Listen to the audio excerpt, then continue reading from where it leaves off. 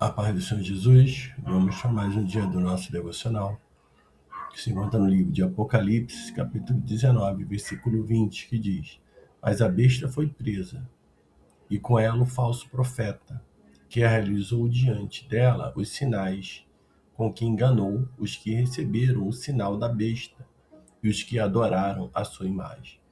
Esses dois foram jogados vivos no lago de fogo, que arde com enxofre.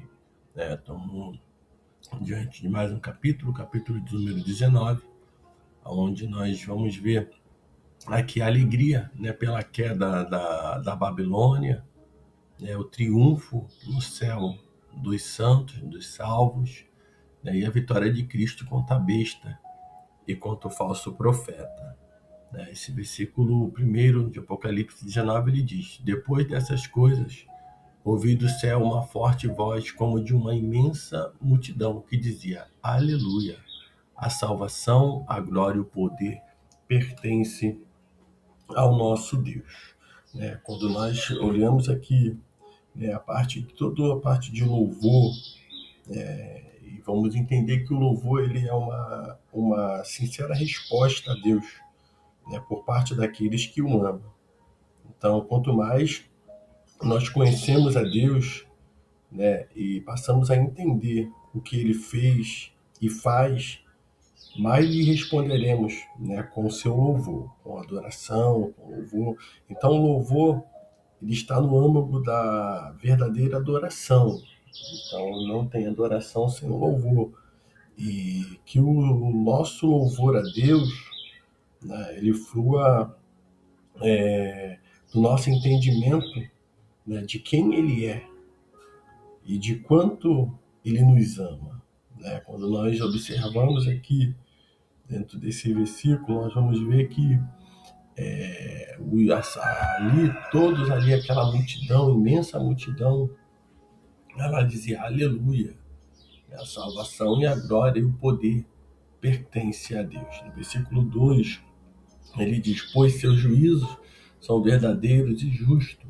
Ele julgou a grande prostituta que havia corrompido a terra com a sua prostituição, e das mãos dela vingou o sangue de seus servos. Outra vez disseram, aleluia, a fumaça que saiu dela sobe pelos séculos dos séculos. Então os 24 anciões e os 4 seres viventes prostraram-se e adoraram a Deus, que está assentado no trono, dizendo, amém, aleluia. E do trono saiu uma voz que dizia, louvai o nosso Deus, vós todos os seus servos, e vós que os temeis, tanto pequenos como grandes. Também ouvi uma voz como de grande multidão, como o som de muitas águas, e fortes trovões que dizia, aleluia, porque o Senhor nosso Deus, o Todo-Poderoso, já reina. Alegremo-nos, exultemos e demos glória a Ele, porque chegou o momento das bodas do Cordeiro, e a sua noiva já se preparou. E foi-lhe permitido vestir de linho fino, resplandecente, puro, pois o linho fino são as obras justas dos santos. Então, uma grande multidão, celestial inicia um coro de louvor a Deus por sua vitória. Em seguida, os 24 anciões, juntamente, eles vão se juntar num coro e finalmente o grande coro celestial mais uma vez começa a louvar a Deus. Então chegou o momento das bodas do Cordeiro. Então lá em Mateus capítulo 25, no versículo 1 ao 13, Cristo ele compara a chegada do seu reino a uma cerimônia de casamento para a qual todos devemos estar preparados. Então, esse é o ponto culminante da história. Quando nós lemos ali, do julgamento dos ímpios e das bodas do Cordeiro com a sua noiva, a igreja. A igreja ela é formada por todos os crentes fiéis, de todos os tempos. As vestes da noiva estão em nítido contraste com as roupas enfeitadas da grande prostituta. Isso nós lemos lá no capítulo 17, versículo 4, e no 18, né? Capítulo 18, versículo 16. Então, isso representa as boas obras dos crentes. Então, as nossas vestes, ela diz tudo sobre nós, né? Enquanto as vestes daquela grande prostituta, né, eram vestes que não eram as vestes brancas, não eram as vestes, eram roupas enfeitadas, né, eram coisas para chamar atenção a si mesmo, né, as vestes daquele estão na, que estão no Senhor, né, são realmente vestes que vai edificar, que vai exaltar o nome santo do Senhor. Então essas boas obras não são praticadas pelos crentes, né, e consideradas como o seu próprio mérito, mas refletem a obra de Cristo para nos salvar. Então, toda essa parte desse julgamento, onde ali, né, seremos essas novas vestes que ele diz aqui no versículo de número 7 e 8, quando alegremos, exaltemos, demos glória, porque chegou o momento da boda do Cordeiro, e sua noiva já se preparou. E foi-lhe permitido vestir de linho fino, resplandecente e puro, pois o linho fino são as obras justas dos santos. Então, tudo que nós praticamos, tudo que nós fazemos, tudo que nós estamos, né, transparecendo nesses dias, né, vai refletir realmente a Cristo Jesus. Se for as boas obras, como ele diz aqui, que essas são as verdadeiras, essas são as obras justas, são as obras justas dos santos, né? Então precisamos resplandecer a Cristo Jesus, precisamos estar com as nossas vestiduras, trocar as nossas vestiduras, estar realmente vestido a caráter para esse grande dia. No versículo de número 9 e o 10 ele diz: E me disse, escreve, bem-aventurados que são chamados à ceia das núpcias do Cordeiro. Disse-me ainda, estas são as verdadeiras palavras de Deus. Então lancei-me a seus pés para adorá-lo.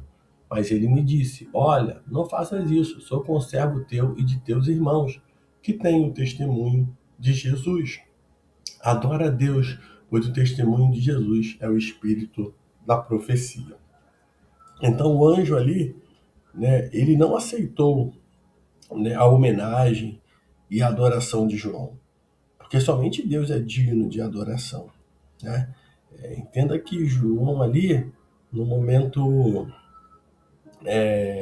onde ele estava ali, né, atônico, né, e com aquela representação profética naquele lugar, né, ele vai se prostrar ali, mas aquele anjo ele não vai aceitar nenhuma homenagem. Porém, Jesus é o centro da revelação de Deus e de seu plano redentor, né, como foi anunciado pelos profetas. Então, ao ler todo esse livro de Apocalipse, né, nós devemos não se envolver, né, demasiadamente com os detalhes das admiráveis visões.